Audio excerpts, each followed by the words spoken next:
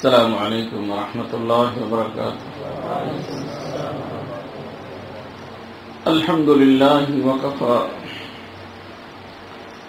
وسلام على عباده الذين اصطفى. أما بعد فأعوذ بالله من الشيطان الرجيم. بسم الله الرحمن الرحيم. يا أيها الذين آمنوا اتقوا الله وكونوا مع الصادقين. صدق الله مولانا العظيم. محترم و مکرم علماء کرام، معزز حاضرین، পর্দার আড়ালে পর্দানিশীন মা ও বোনেরা, আল্লাহ রব্বুল ইজ্জতের বহুত বড় ইহসান ও মেহেরবানি, আল্লাহ পাক আমাদের সকলকে এই খানকার মধ্যে ইসলাহি মজলিসে আসার এবং বসার তৌফিক দিয়েছেন। এজন্য সকলেই আল্লাহ পাকের শুকর আদায় করি, আলহামদুলিল্লাহ। আসলে খানকা, অনেক মানুষ মনে করে যে খানকা কি জিনিস, মসজিদ মাদ্রাসা তো ঠিক, খানকা আবার কি?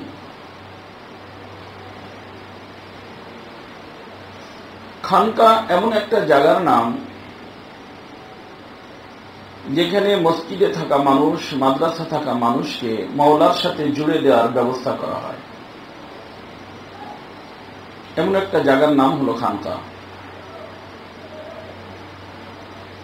এজন্য আমার পীর মুর্শিদ খানকার তারিফ করতেন, আহলে দিল কে দিল সে নিকলে আহ আহ, বস यही है असली अख्तर खानका। এই আহ আহ একটা মানুষের দিল থেকে তখন বের হয় যখন তার কলবের ভিতরে আল্লাহর ইশক ও মোহাব্বত থাকে। যখন কোন ব্যক্তি কারো পরে আশিক হয়, ভালোবাসে, তখন দেখবেন সে আহ আহ করতে থাকে। এজন্য আমার হযরত অনেক আজীব মানুষ ছিলেন, আজীব আজীব নুকতা বয়ান করতেন। আমার পীর মুর্শিদ বলতেন, এই যে মানুষ বলে বিয়াহ শাদী, হযরত বলতেন যে বিয়াহ শব্দটা আসলে মূলত বে আহ,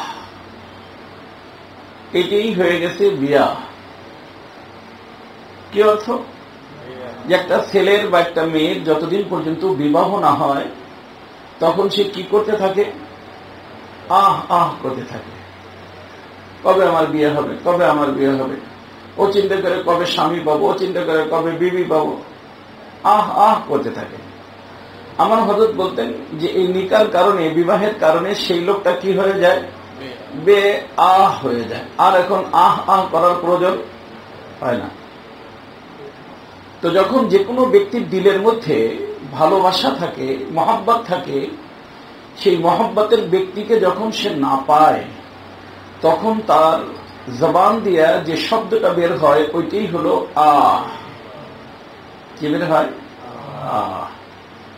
এই যে আহ যে বের হয়, এটা দিলের থেকে আসে। আর আসে কখন? যখন দিলের মধ্যে কোনো ব্যক্তির ভালোবাসা থাকে আর সেই ভালোবাসার মানুষটাকে সে পায় না, তখন কি বলে? আহ। তাই না? মা চলে গেছে, আহ। সন্তান চলে গেছে, আহ। তো ঠিক এমনি ভাবে যখন কোনো ব্যক্তির দিলের ভিতর মাওলা থাকে, আল্লাহ আছে, কিন্তু আল্লাহ তো এমন যে দেখা তো যায় না, समझ में तो आती है नजर नहीं आता, বুঝে আসে কিন্তু দেখা যায় না। তো যাকে দেখা যায় না তারে ভালোবাসে, যাকে দেখা যায় না তারে ভালোবাসে। আর ভালোবাসাটা কতটুক? ওয়াল্লাযীনা আমানু আশাদ্দু হুব্বান লিল্লাহ। এই কায়নাতের মধ্যে যত মানুষ মানুষকে ভালোবাসতে পারে, কোন জিনিসকে ভালোবাসতে পারে, আল্লাহ বলেন যে আমার মুমিন বান্দার দিলের মধ্যে সবচেয়ে বেশি ভালোবাসা আমার সাথে থাকে। তো সাধারণ ভালোবাসার ব্যক্তির অনুপস্থিতির কারণে যদি আহ আহ করতে থাকে, মাওলাকে না দেখলে তখন তার কি পরিস্থিতি হবে? ওই যে লোকটা আহ আহ করতে থাকে, এজন্য আমার প্রিয় মুর্শিদ আমার দাদা পীর ছিলেন শাহ আব্দুল গনি ফুলপুরি রহমতুল্লাহ আলাইহি। তিনি মাঝে মধ্যে আহ বলে চিৎকার করতেন। আমার হযরত ওইটিকে শেরের মাধ্যমে, কবিতার মাধ্যমে বলছেন, ওয়াকফে ওয়াকফে সে আহ কি আওয়াজ, ওয়াকফে ওয়াকফে সে আহ কি আওয়াজ। ক্ষণিক ক্ষণিক পরেই আহ আহ রে মেরে রব্বুল আলামিন, আরে মেরে মাহবুব। এই যে এইভাবে ডাক দিতেন, মাহবুব বলে ডাক দিবেন আল্লাহকে। কিছুদিন এমনি করবেন, তারপরে আল্লাহর মেহেরবানিতে দিলের থেকে আসবে। আর দিলের থেকে যখন আসা শুরু হবে, ডাক দিলে দেখবেন যে কি যে মজা পান, সেটা আপনি বুঝবেন, সেটা আমার বুঝানোর দরকার নাই। ওরে মেরে মাহবুব, ওরে মেরে রব্বুল আলামিন, আহ মেরে রব্বুল আলামিন, আয় মেরে মাহবুব। হ্যাঁ, এই এক আজীব জিনিস। এটা করতে করতে করতে করতে প্রাথমিকভাবে তো ইচ্ছা করে করেন, তারপর দেখবেন অনিচ্ছায় আল্লাহ পাকের মেহেরবানি জবানে আসবে, দিলের থেকে বের হবে।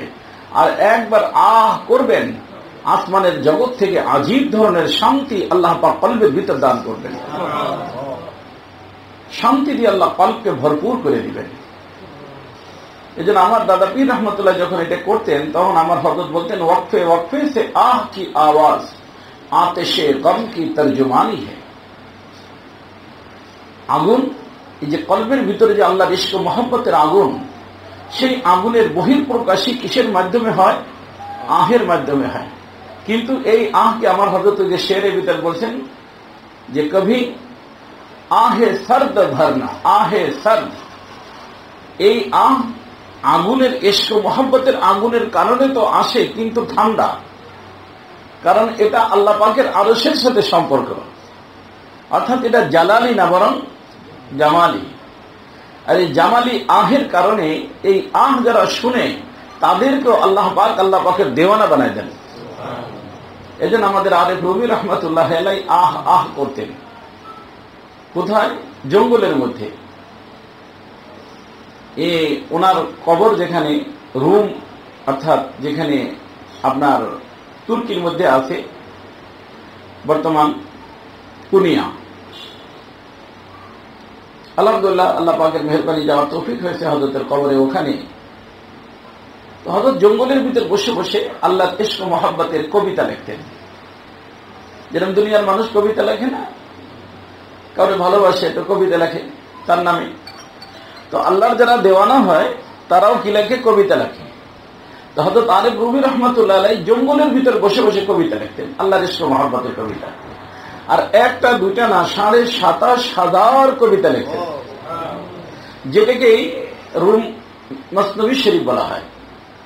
এই মসনবী শরীফটা মূলত কবিতার কিতাব, বুঝে আসছে? ওরই সরা করছেন আমার প্রিয় মুর্শিদ মাআরিফে মসনবী। মাআরিফে মসনবী, এই মাআরিফে মসনবী মাশাআল্লাহ উর্দুতে, কিন্তু এটার বাংলাও আমাদের হযরত মাওলানা আব্দুল মজিদ সাহেব রহমতুল্লাহ আলাইহি, ঢাকার হুজুর, লালবাগে ছিলেন, ইনি করছেন। আমার হযরতের খলিফা ওটা ছাপছে, ওটা ছাপতে পাওয়া যায়, কখনো কিনে নিয়ে পড়বেন। আল্লাহ, তো আল্লাহর ইশক ও মহব্বত শিখার জন্য মসনবী শরীফ অত্যন্ত গুরুত্বপূর্ণ কিতাব। কি নাম? মসনবী শরীফ। তো এই মসনবী শরীফ লিখছেন জালালউদ্দিন রুমি রহমতুল্লাহ আলাইহি। আর জালালউদ্দিন রুমি রহমতুল্লাহ আলাইহির কলবের ভিতরে আল্লাহ পাক আগুন যে দান করছেন, এটা হলো শামসুদ্দিন তাবরিজি রহমতুল্লাহ আলাইহির বরকতে।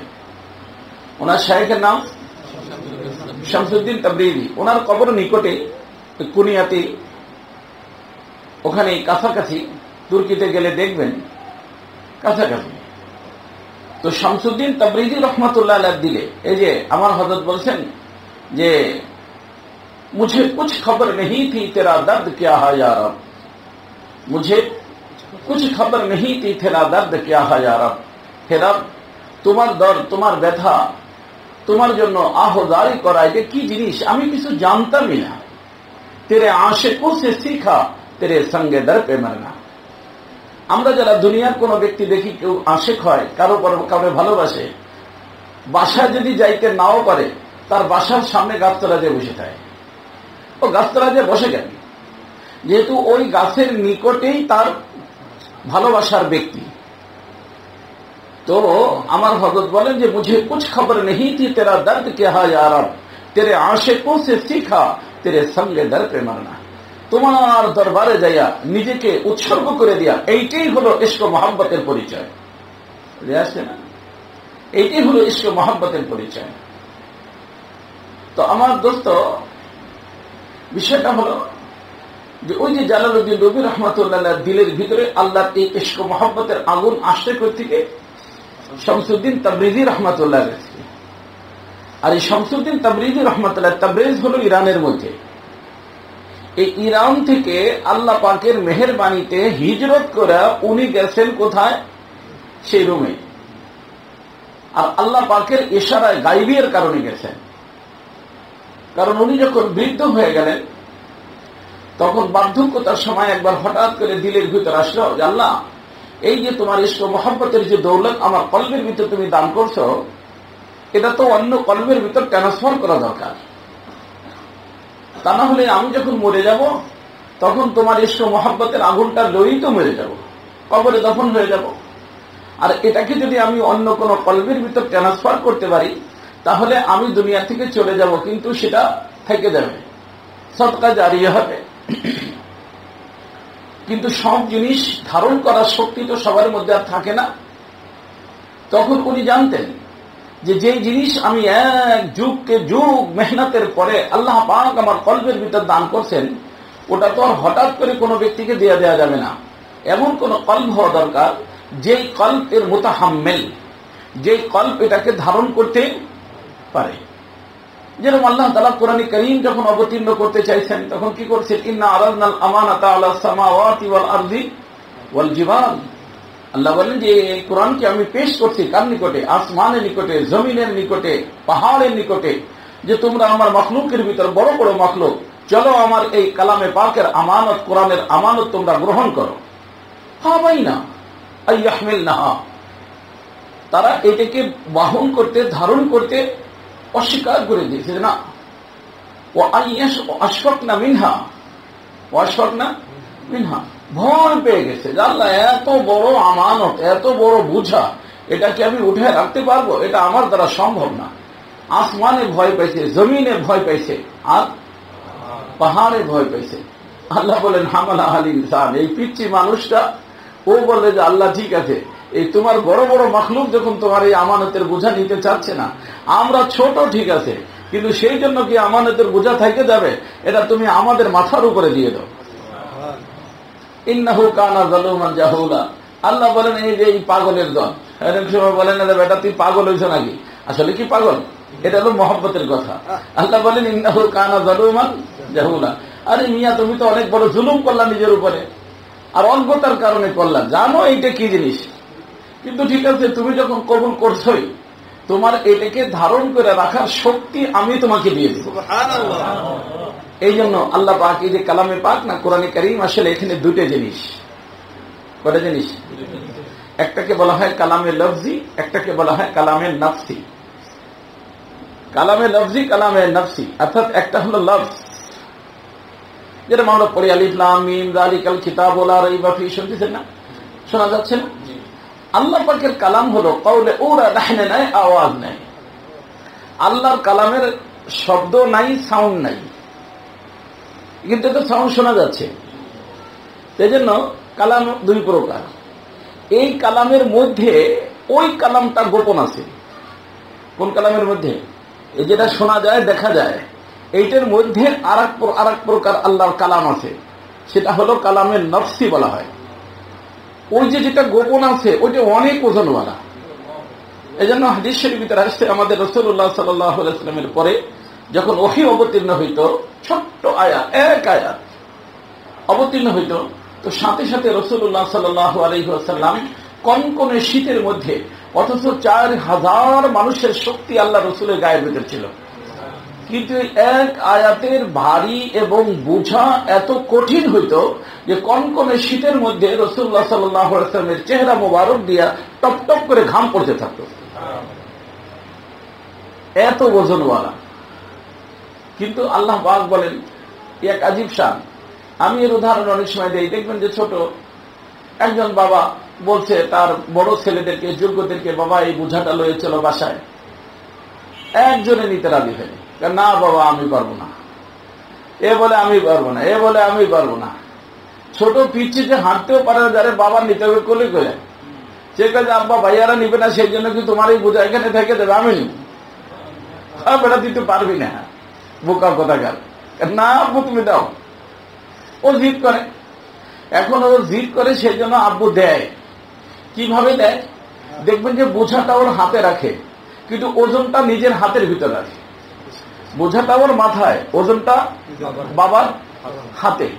তো আল্লাহ তাআলা বলেন যে আমার এই জাহেল ছোট্ট পিচ্ছি মানুষগুলো, এরা যখন এটা গ্রহণ করছে, কবুল করছে, তাহলে আমি এই কালামে পাকের বোঝাটাকে ওদের উপরে দিব, কিন্তু লফজ দিয়ে দিব।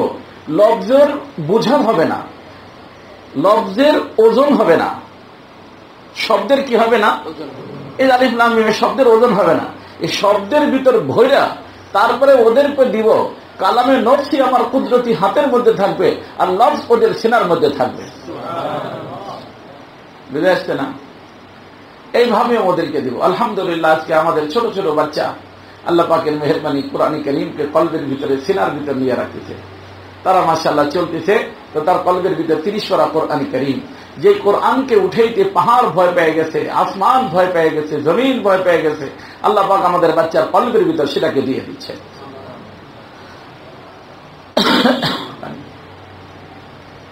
সেজন্য আমার দোস্ত, এক আজীব জিনিস, একটা হলো কালামে লফজি, একটা হলো কালামে নফসি।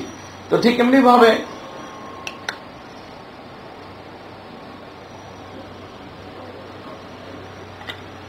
আল্লাহ পাকের ইশক ও মহব্বত, এটা একটা বোঝা, কঠিন বোঝা। তো আরিফ রুমি রহমতুল্লাহ আলাই, উনি বড় মানুষ ছিলেন। তো শামসুদ্দিন তাবরিজি রহমতুল্লাহ আল্লাহ নিকটে দোয়া করছে যে আল্লাহ, আমার এই বোঝাকে বহন করার মতো শক্তি আছে কোন দিলের মধ্যে, তা তো তুমি জানো। সেই দিলওয়ালা ব্যক্তির নিকটে আমাকে পৌঁছে দাও। এই জন্য মনে রাখবেন, কখনো পিপাসিত ব্যক্তি পানির নিকটে যায়, আবার কখনো পানি তার নিকটে চলে আসে। হ্যাঁ, এই জন্য উর্দুতে বলে, प्यासे कभी कुएं के पास चले जाते हैं, यही अक्सर और बेशतर है, लेकिन कुआं कभी चल के प्यासे के पास आ जाते हैं। সে পিপাসিত ব্যক্তি যদি আল্লাহর প্রিয় হয়, তখন কুয়াকে আল্লাহ পাক নির্দেশ দেন, আরে তুমি এখানে বসে রয়েছো, ধন্য হও, যাও অমুকের নিকট যাও, সে তোমাকে পান করলে তুমি ধন্য হয়ে যাবা। তখন কারে পাঠায় দেয়? কুয়াকে পাঠায় দেয়। আর এই অবস্থাটা ওখানে গেলে দেখবেন, হযরত জালালউদ্দিন রুমি রহমতুল্লাহকে মানুষ মাবলানা বলে। তুর্কি ভাষায় কি বলে? মাবলানা। হাজার হাজার মানুষ সব সময়। আর জালালউদ্দিন রুমি রহমতুল্লাহ শায়েখ যে শামসুদ্দিন তাবরিজি রহমতুল্লাহ, কবর নিকটেই, বেশি মানুষ না, অনেকে জানি না, অনেকে চিনেই না।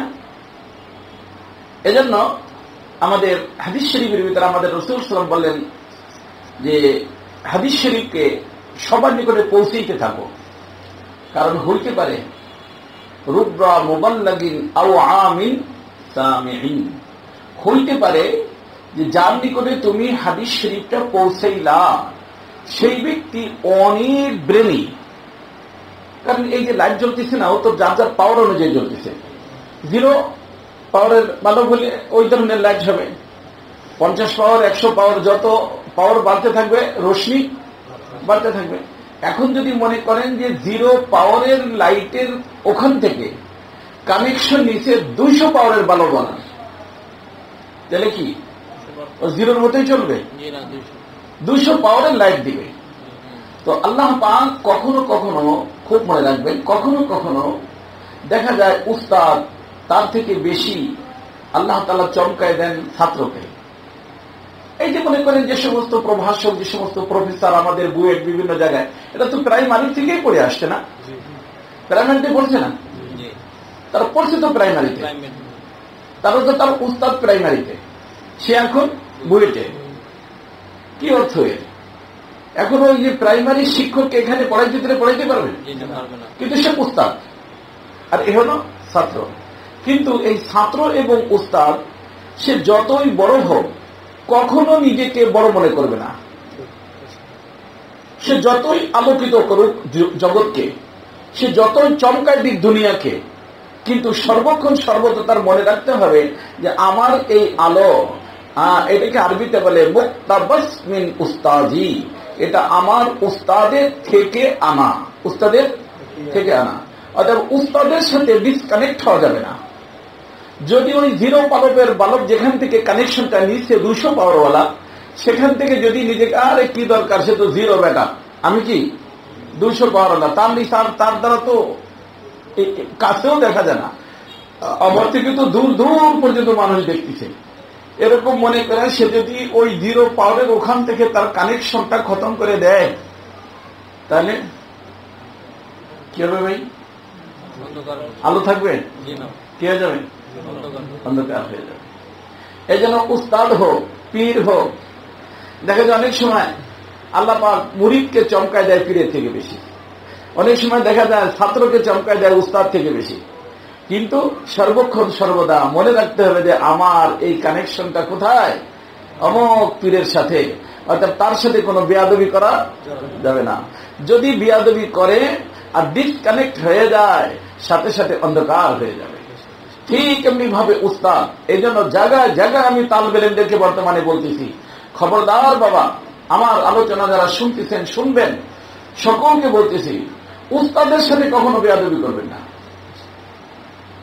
কারণ উস্তাদের সাথে বেয়াদবি করলে আপনার লাইনটা কি হয়ে গেল? ডিসকানেক্ট হয়ে গেল, কানেকশন খতম। অতএব এলেম আপনার ভিতর আর আসবে না। আর এলমের নিয়ম হলো, এলম যে এর নিয়ম হলো, এর উকুফ নাই। উকুফ নাই তার অর্থ হলো যে একখানে দাঁড়ায় থাকে না, হয়তো আগে বাড়ে অথবা পিছনে যায়। তো কানেকশন যখন খতম, আগে তো আর বাড়বে না, এখন যতটুক ছিল অতটুক থাকবে না, বরং পিছনে যাবে। এই জন্য বলা হয় যে বেয়াদবি কোনাধার কে উস্তাদেরা, গ্রেফতারে বাসাত বালাচারেরা, একে আঁকে এলমাস ফারা মুশবুহান। ওই যে এলেন সেই উস্তাদের মাধ্যমে আল্লাহ তাআলা দান করছিলেন, ওইটা আস্তে আস্তে ভুলতে থাকবে। কি হইতে থাকবে?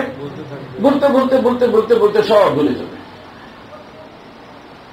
এই জন্য আজিজ তোলাবা, তোমরা যারা আছো বাবা, ওলামায়ে কেরাম যারা আছে, উস্তাদের সাথে, পীরের সাথে খবরদার কখনো বেয়াদবি করবেন না। আল্লাহ,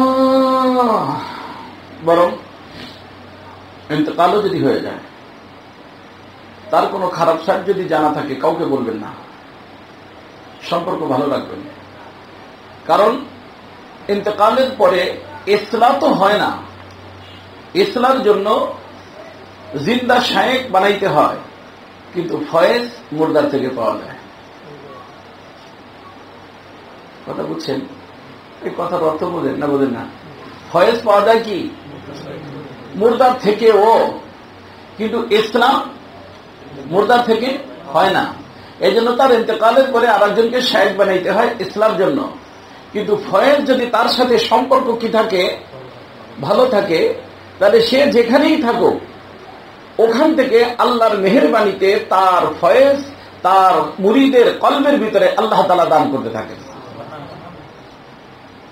এই জন্য তার ভালো আলোচনা, ভালো সাইড আলোচনা, এমনকি তার আওলাদের প্রতি ভালো ধারণা রাখা, আওলাদের সাথে সুসম্পর্ক রাখা, তার মুরিদদের সাথে সুসম্পর্ক রাখা, এটা মুরিদের জন্য অত্যন্ত জরুরি।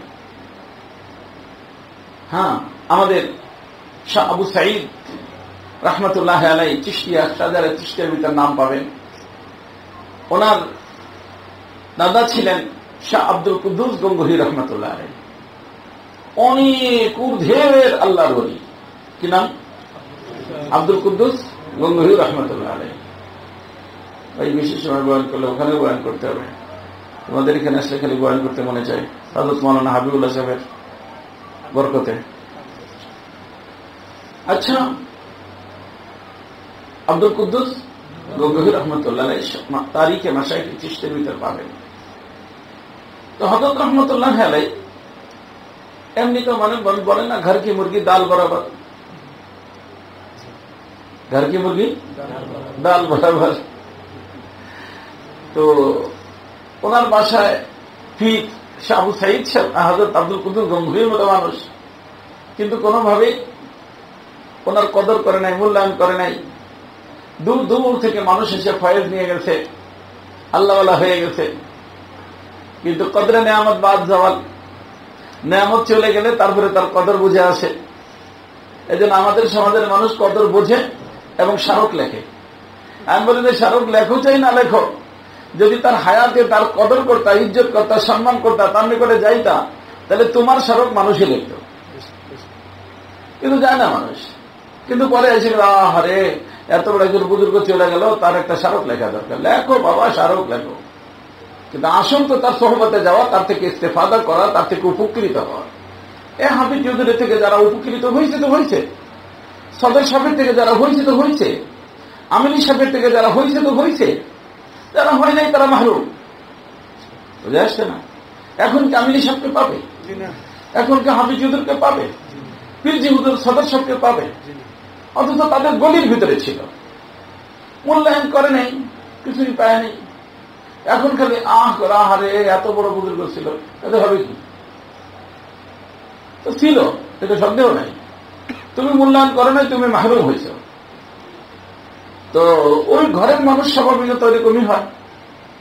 তুমি তেমন কিছু করে নাই, কিন্তু পরবর্তীতে বুঝে আসলে হারে আমাদের এই ঘরের দৌলত নিয়ে কত মানুষ কত জায়গায় আল্লাহ তাকে চমকায় দিছে, আর আমরা ঘরের মানুষ কি করি নেই, মূল্যায়ন করি নাই। আমাদের এই পরিস্থিতি তো দেখি, সবচেয়ে আমার এই ঘরের দৌলত সবচেয়ে বেশি জার্নি করে গেছে, আমি তার নিকটে যাব, তার থেকে এটি যে নিয়ে আসবো।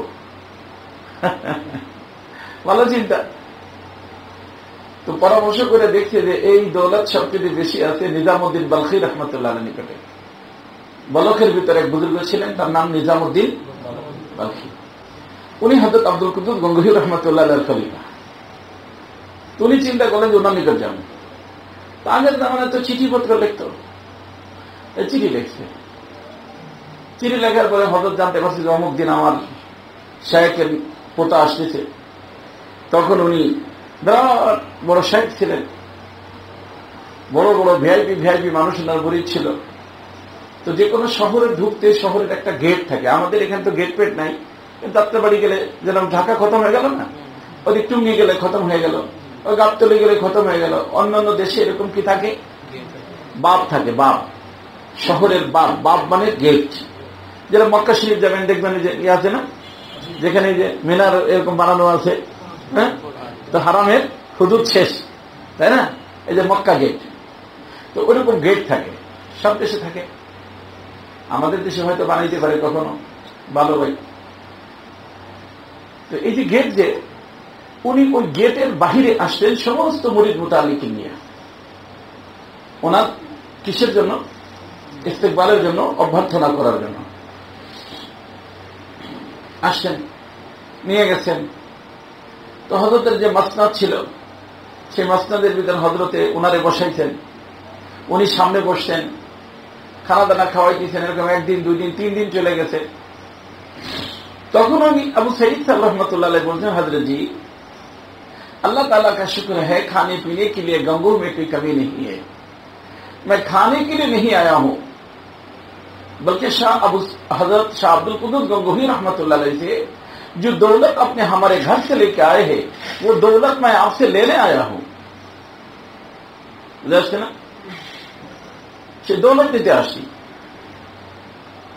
আজি তখন উনি সাথে সাথে বলছেন, দেখেন এই শুইলেন, পানি দাও আমার হাতে, এটা ধরাই দাও আমাকে নিচের থেকে, তোমার হাতে খাওয়া মুশকিল এখন।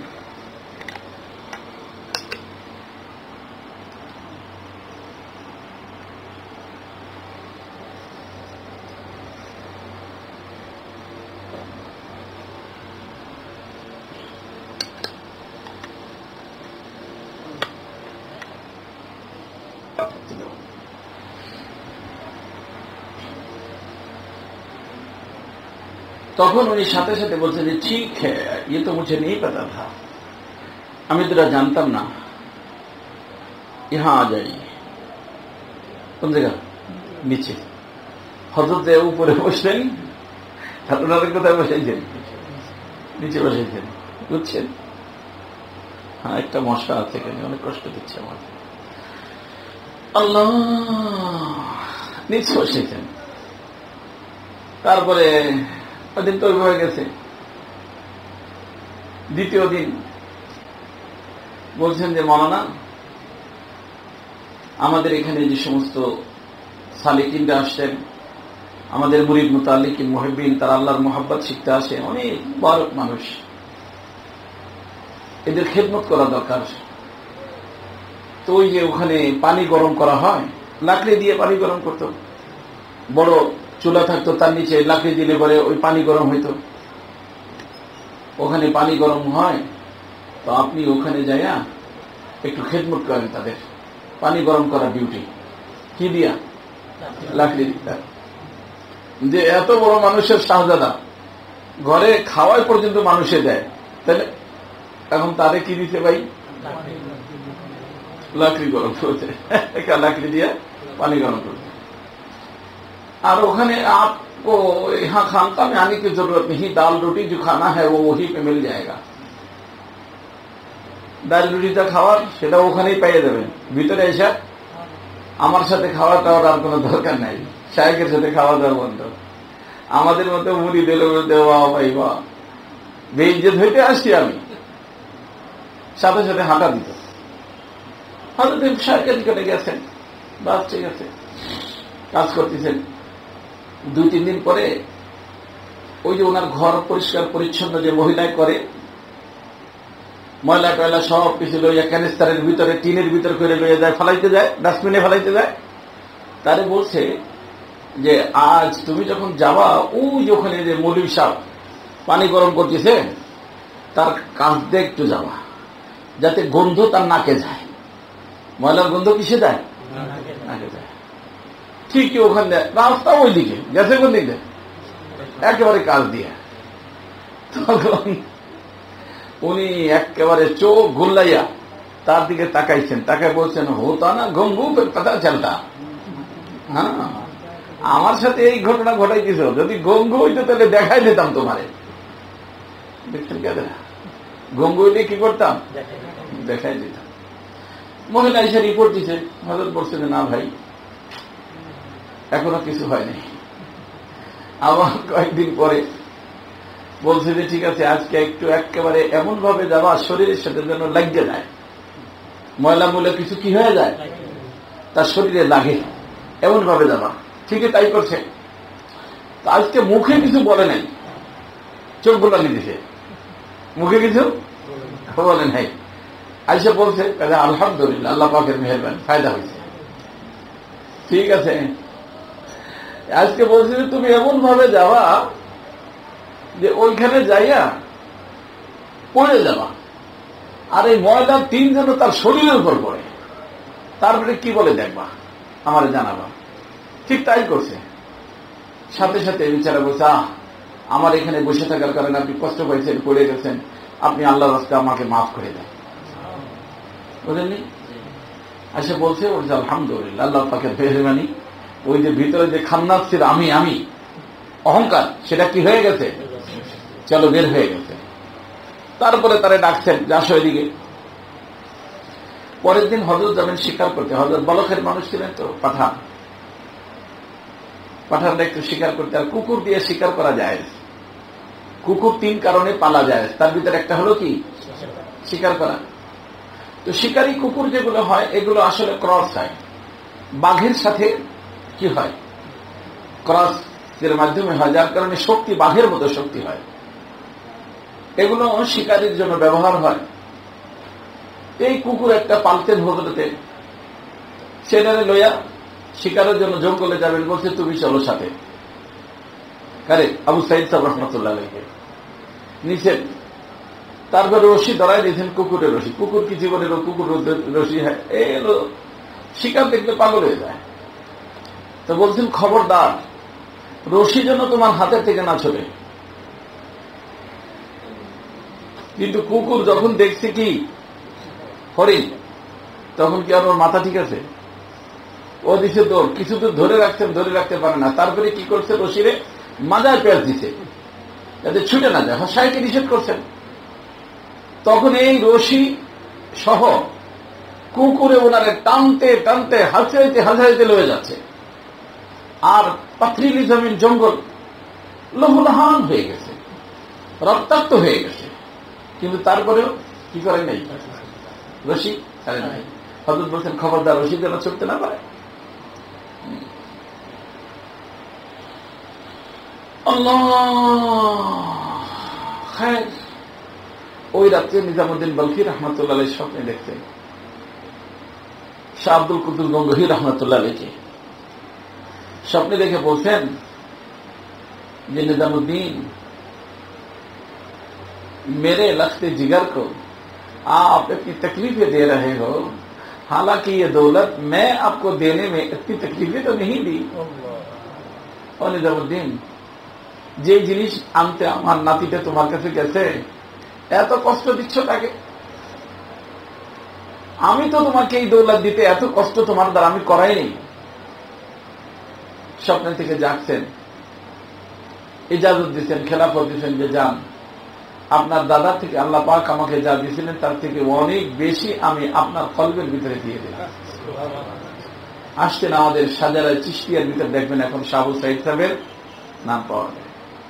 আমি যেটা বলতেছিলাম দোস্ত, যে শায়েখের আওলাদের সাথে সুসম্পর্ক রাখতে হয়, কারণ আল্লাহ ওয়ালাদের কলব অনেক বড় হাসাস হয়, দুনিয়া থেকে চলে যায় কি, কিন্তু তারপরেও এই জন্য আমাদের হাজী ইমদাদুল্লাহ মুহাজির মক্কি রহমতুল্লাহ আলাইহি শায়েখের নাম ছিল মির্জা মিয়াজি নূর মোহাম্মদ সাহেব রহমতুল্লাহ আলাইহি। এই মিয়াজি নূর মোহাম্মদ সাহেব রহমতুল্লাহ আলাইহি অসুস্থ ছিলেন, পালকিতে করে নিয়ে যাচ্ছিল এই খানকা থানা ভবনের এখানে। এই তারিখে মাশায়েখে চিশতের ভিতরে ঘটনাও পাবেন। ওখানে যখন হযরত আসছেন, তখন হযরতের শরীর অনেক বেশি খারাপ হলো। তখন হযরতকে নামাইছে, পালকি নামাইছে। হযরত হাজী সাহেব অনেক কান্না করতেছেন যে শায়েখ হয়তো মরে যাবেন। তখন এই মিয়াজি নূর মোহাম্মদ সাহেব রহমতুল্লাহ আলাইহি ইমদাদুল্লাহ সাহেবকে লক্ষ্য করে বলছেন যে इमदादुल्लाह क्यों रहते हो, फकीर मरता नहीं, एक जगह से दूसरी जगह में मुंतकिल होता है। मेरे हीन हयात में आपको जो फैज मिल रहा था, मेरे मरने के बाद भी वही फैज आपको मिलता रहेगा। अरे कान्ना केन करतेছো, আমি যদি মরেও যাই, মরার পরেও আল্লাহ তাআলা যেই ফয়েজ তোমাকে দিচ্ছিলেন সেই ফয়েজ তুমি পাবা। এই জন্য একটা হলো ফয়েজ পাওয়া, আর একটা হলো ইসলাহ হওয়া। ইসলাহ জিন্দা से होता है, ফয়েজ মুর্দা से भी मिलता है। কিন্তু মুর্দার থেকে ফয়েজ পাওয়ার জন্য মুর্দার সাথে কি থাকতে হবে, সম্পর্ক থাকতে হবে, তাল্লুক থাকতে হবে। কোন ধরনের কোন বেয়াদবি, কোন ধরনের কোন খারাপ আচরণ, যে তার হীনে হায়াতে তার জীবনে কষ্ট পাইতো, যদি এই কাজ তার সামনে হইতো, এমন কোন কাজ করা যাবে না। কারণ যদি হয় তাহলে সেক্ষেত্রে দেখা যাবে কি হবে, তার মনে কষ্ট হবে, আর কষ্ট হইলে ফয়েজ আসা বন্ধ হয়ে যাবে। কথা কি বুঝছেন? যাই হোক, আর বেশি বলবো না, কারণ আবার ওখানে বয়ান করতে হবে। তো আমি যে কথা বলতেছিলাম যে আল্লাহর ইশক ও মোহাব্বত, এটা শিখতে হলে আমার হযরত বলেন, মুঝে কুছ খবর নেই থি তেরা দর্দ क्या है या रब, तेरे आशिकों से सीखा तेरे संग दर पे मरना। जो मिली किसी को अख्तर, किसी अहले दिल की सोहबत, जो मिली किसी को अख्तर, किसी अहले दिल की सोहबत। কোন আহলে দিল মানুষের সোহবত যখন আল্লাহ পাক কোন ব্যক্তিকে নসিব করে দেন, উসে আ গয়া है जीना, उसे आ गया है मरना। তখন জিনা মরনা আল্লাহর হুকুমের সামনে নিজেকে কোরবান করার তৌফিক আল্লাহ পাক ওই ব্যক্তিকে দিয়ে দেন। এই জন্য আমার দোস্ত, আল্লাহর ইশক ও মহব্বত শিখতে হলে আল্লাহর আশিকদের সাথে যোগাযোগ করা ছাড়া এর কোনো বিকল্প কোনো রাস্তা নেই। এই জন্য আলেম হই গায়রে আলেম হই, সব তত্ত্বার মানুষের আল্লাহর ইশক ও মহব্বত ছাড়া আল্লাহর হুকুম মানা সম্ভব না। আকলের মাধ্যমে আল্লাহর হুকুম মানা যায় না, এলেমের মাধ্যমে আল্লাহর হুকুম মানা যায় না। আল্লাহর হুকুম মানা নসিব তখন হয় যখন কারো কলবের ভিতর ইশক থাকে। কি থাকে? ইশক থাকে। ইশকের মাধ্যমে আল্লাহর হুকুম মানা সহজ হয়।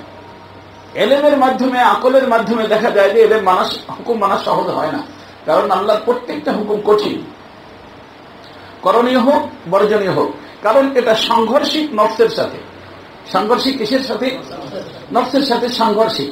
এই নফসের সাথে সাংঘর্ষিক জিনিসটাকে করা এত সহজ না, কিন্তু সেই কঠিন কাজটা সহজ হয়ে যায় যখন কারো কলবের ভিতর আল্লাহর ইশক ও মহব্বতের আগুন জ্বলে উঠে। বুঝছেন? আর ইশক ও মহব্বতের আগুন জ্বলে কখন? आशिकদের কলবের সাথে যখন কলবের যোগাযোগ হয়ে যায়। करीब जलते हुए दिल के अपना दिल कर दो, ये आग लगती नहीं लगाई जाती है। এজন্য আল্লাহ ওয়ালাদের সোহবত অনেক বড় নেয়ামত। আল্লাহ তাআলা আপনাকে আমাকে সকলকে নসিব করেন। সুবহানাল্লাহ ওয়া বিহামদিহি সুবহানাল্লাহিল আযীম। দরুদ শরীফ পড়ে দোয়া হবে। অনেক মানুষ অসুস্থ, অনেক তালেব ইলমরা অসুস্থ, অনেক হুজুর, আমাদের মাদ্রাসার কয়েকটা ছাত্র অসুস্থ। ওই কলেরা হসপিটালে পাঠানো হয়েছে, ডায়রিয়া, পুরো ঢাকার পানি পনির কারণে একটার পর একটা ফোন আসতেছে মানুষের। তো এই জন্য আল্লাহ সকলকে সুস্থতা নসিব করেন। আল্লাহুম্মা সাল্লি আলা সাইয়্যিদিনা মাওলানা মুহাম্মদ সালাতান তুনাজ্জিনা বিহা মিন জামিল আহওয়ালি ওয়াল আফাত ওয়া তাকদি লানা বিহা জামিআল হাজাত ওয়া তুতাহহিরুনা বিহা মিন জামি'is সাইয়্যাত ওয়া তুতাহহিরুনা বিহা মিন জামি'is সাইয়্যাত ওয়া তুতাহহিরুনা বিহা মিন জামি'is সাইয়্যাত وترفعنا بها عندك على الدرجات وتبلغنا بها أقصى الغايات من جميع الخيرات في الحياة وبعد الممات إنك على كل شيء قدير। أي مولا پاک، أي محبوب پاک, আল্লাহ মেহেরবানি করে আপনি আমাদের সকলকে মাফ করে দেন। আল্লাহ জীবনে যত ভুলচুক হয়ে গেছে মাফ করে দেন। সামনের জীবনটা আপনাকে রাজি খুশি রেখে চলতে পারি তৌফিক দিয়ে দেন। আল্লাহ এক মুহূর্তের জন্য আপনার নাফরমানি না হয়ে যায় মাওলা। আল্লাহ আপনার নাফরমানি থেকে বাঁচার তৌফিক দিয়ে দেন। আয় আল্লাহ, আমাদের এখানে এখানকার যারা আসছে কাউকে আপনি মাহরুম করেন না মাওলা। আল্লাহ আপনি আমাদের সকলকে আপনার ওলি হওয়ার তৌফিক দিয়ে দেন। আমাদের সকলের দিলের ভিতর আপনার ইশক ও মহব্বতের আগুন জ্বালায় দেন। আল্লাহ, আপনার ওলিদেরকে আপনি যে ইশক ও মহব্বতের আগুন দিয়েছেন আল্লাহ তার এক যাররা আমাদেরকেও নসিব করে দেন। সুবহানা রাব্বিকা রাব্বিল ইজ্জাতি আম্মা ইয়াসিফুন ওয়া সালামুন আলাল মুরসালিন আলহামদুলিল্লাহি রাব্বিল আলামিন।